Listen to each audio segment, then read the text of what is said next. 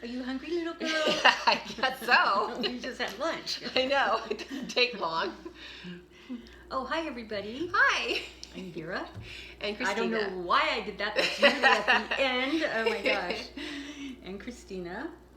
And today we are going to talk about a past life for Oprah Winfrey. Yeah, I just had to throw this. I kind of threw this one at Vera right before we went on today because I've been really wondering about her, about a past life, about Oprah for a while. Yeah. And so I'm really curious to see what Vera picks up on her. Well, this is just one of her many. She's had at least 38 past lives, something like that. But this one was with Gayle. And it's the most significant one. Gayle King is her best friend. And she's had more than past lives than that with Gayle, but this one was really significant significant for this lifetime, her current lifetime. And I'm England is what I'm getting, and then I got Castle, then I get Gayle. Gayle was the wealthy one. Her father was, I guess they called him, I don't know what they called him when they owned a castle. A duke baron or a duke, something like something, that. Yeah. not a king. Right. But he had land and he had, servants and all that kind of stuff. But Oprah, on the other hand, was not even from this area, but another, I guess, castle-ish. Right. That's a little further away. But her parents worked for whatever they were, dukes, barons, whatever, that owned that castle. But, so she was not wealthy at all, Oprah. But her father kicked her out of the house, or hut, whatever you want to call it, because she was pregnant. Oh, yeah. Wow. Yeah. And it wasn't like, you would think incest, or, because she was pretty young. Oh. But she was in love with this guy that was part of their group. I don't know what to community say. Or village or something like that. But it's within the castle. It's like right. Yeah, because they work for whatever. Oh. But they had places to live, and not nice, but right. Yeah.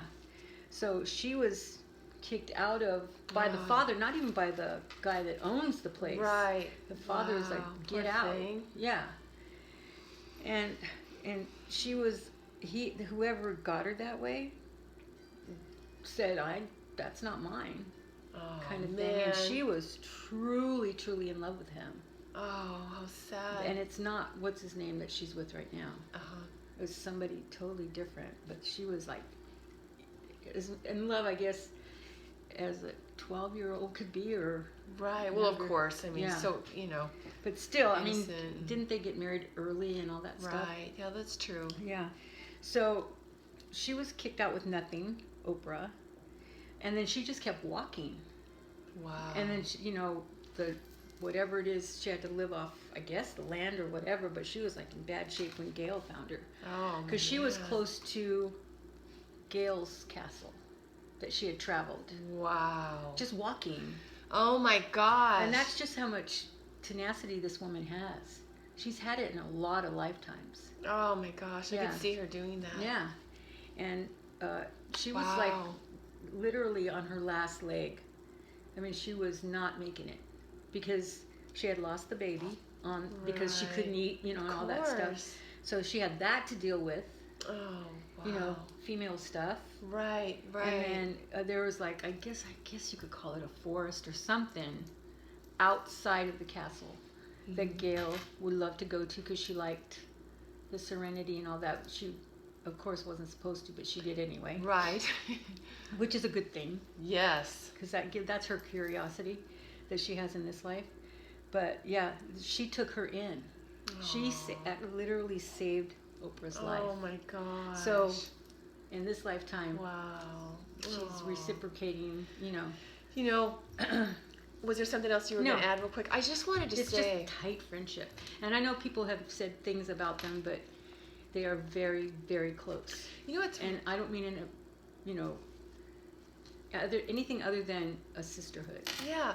You know what's really neat is when you were talking about it, it reminded me of, you know how she has that school for girls? Mm-hmm. It kind of reminds me of like, you know, she had experienced a situation in this other lifetime. And you know how we can take on a responsibility like a dharma or something that we went through. Not that it's exactly the same, but it kind of reminds me of a similar type of thing that she went through something like that. And in this life, she wants to help girls, you know, there. But not just girls. I mean, she helps so many people. But it's really neat because she's such a spiritual person. Very spiritual. You know, and they both are.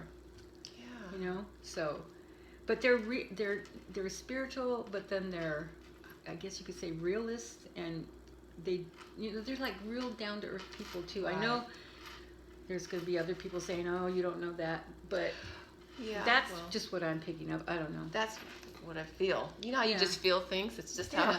And if you don't, that's okay. Exactly. That's you know? all right too. Yeah, but that's That is so really that was cool. a significant one for Oprah to really. That's what really connected them. I mean, like solidified, connected, and then they had this life. Yeah. That's really neat. And in this life, she's giving back. Yeah. And they have that close sisterhood. And it's not even like for them a giving back or reciprocation. It's just that bond. Right. Yeah. Exactly. Yeah. I know what you mean. Like we can have a life with our mother or our daughter or our husband or whatever, and it's just a closeness that you want to do for that person. It's not like you feel a debt, is what I'm trying to say. Yeah. That's not what it was. But there, I mean, Gayle could have just had somebody take care of her, you know, send her on her way when she was healthy. She did. She like nursed her. She helped her get back on her feet, and then they were just very close friends. And that's that goodness. Yeah, that Gayle had. It was like their soul tribe connection. Right. They have with each other because they've been there many times before. That's really special because it, you know, and then it makes all of us think about different special connections that we have in our life, whether it's a friend or a family or an acquaintance or whatever, you know, and you think, gosh, I wonder if you feel it, even if you might not know exactly where it's from. And like there was a picture I saw, where did I see it? Of some lady, and I kept seeing the same picture. Maybe I dreamt it. But I kept thinking, that face looks familiar. And it looked like it was just an ad, but there was nothing on it about an ad. It was just a picture of a lady. Really? And she looked just like so familiar to me.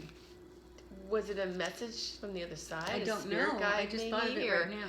Maybe your spirit guide was showing you. I don't know. Like, I don't know. But you know what's interesting too is Angus on the other side has told us that we always have the same eyes. I mean, not color, but when you look into a person's eyes, you see their soul. And so we have the same eyes throughout our different lives, and lifetimes. Even though you look so different, people know you. Exactly. A lot of times that happened in the class that I was teaching, like the hypnosis class. A lot of students would go, "Oh my God, you look so familiar," you know, and it was back and forth. Soul resonating to soul. Yeah, exactly. That's really cool. Yeah. Well, that's really, really neat. Thank you for sharing the past life. Yeah, you're welcome. With Oprah and Gayle with us. That's really cool. I like it when we talk about people that most people know because it's a good example. Because we know their lives or know what we know about their lives, and then we can use that as a great example of that soul connection. Yeah. So cool. That was pretty neat. Well, thank you for sharing. Yeah, because I was waiting for like Oprah to be the one that maybe did something for Gayle. I don't know. It just, the first thing I got was England Castle Gayle. And then it just went on from there. Yeah. I just have to say one more thing about Oprah is that, you know, sometimes, you know, it's like, I know that, you know, as an actress, like in Color Purple, I know that, you know, actors can really put themselves into situations, but sometimes you feel like it's more than just acting, like they have lived it. And that empowerment that she has, because I'll never forget when she played in The Color Purple. That was It awesome. was like, wow, that was the depth of that situation that she acted in was really powerful. And that's what, like, she had to fight off when she was just by herself in that in lifetime. that lifetime. Wow. And it was not good, but she persevered. I mean, she had Wow. this thing about, I'm gonna make it, I'm gonna do it, I'm gonna find somewhere, even if it kills me. Oh, wow. Yeah. And she did. Yeah. Oh, my gosh. And it's so interesting, too, because she never, this gives me chills, I don't know why, but she never looked back at what her father did and her mother did. And that's true strength right there. Yeah. I mean, there's a lot of examples of it, but that's a lot of strength because, okay, this is what it is now. yeah, that's it. Going That's what she had forward. yeah, I'm in this situation, so what am I going to do? That's a great example. Yeah, yeah. Wow. Well, thank you for sharing that with You're us, very Vera. welcome.